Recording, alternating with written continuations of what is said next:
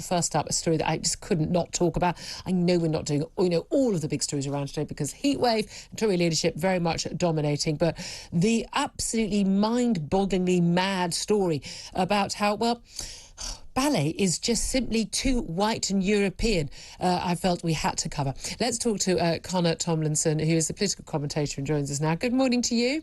Good morning again, Julia. It is just mind-blowing, is it not, that we keep finding these stories. I mean, you always think these things must be made up, but the idea that one of these top ballet schools has decided that they're no longer going to require, as part of their auditions of their dancers, students to do any ballet because it's too white and too European, so it's just not required. What do you make of this? Well, we're trying to make sense of nonsense here because, of course, anyone with eyes knows that there are ballet dancers and all sorts of dancers of all sorts of spots and stripes.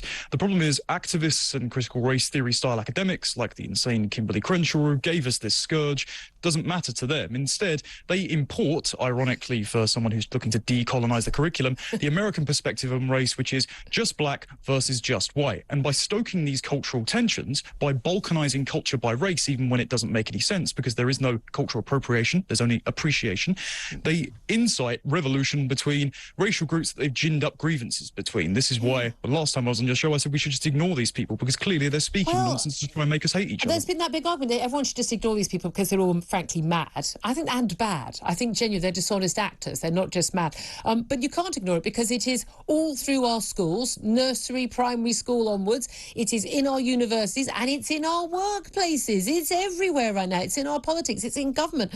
But this is the Northern School of Contemporary Dance. They aim to be a progressive institution, and they've reviewed the elitist art form as part of our diversity drive. And they basically say that ballet is rooted in white European ideas. How it's a dance. How is it rooted in? I don't even understand what they're saying. We have the same attitude towards opera and towards a lot of the classical artists and composers of classical music. This idea that it's Europe and it's white men, therefore definitely a bad thing. I mean, let's just call it what it is. This is racism, isn't it? Obviously, it's this homogenizing of various European cultures across time. And again, it's the American perspective of race, which just pit white against black. But the hilarious thing that's happened recently as well is this goes the other way. In homogenizing black culture, I don't know if you've seen the trailer for the film The Woman King.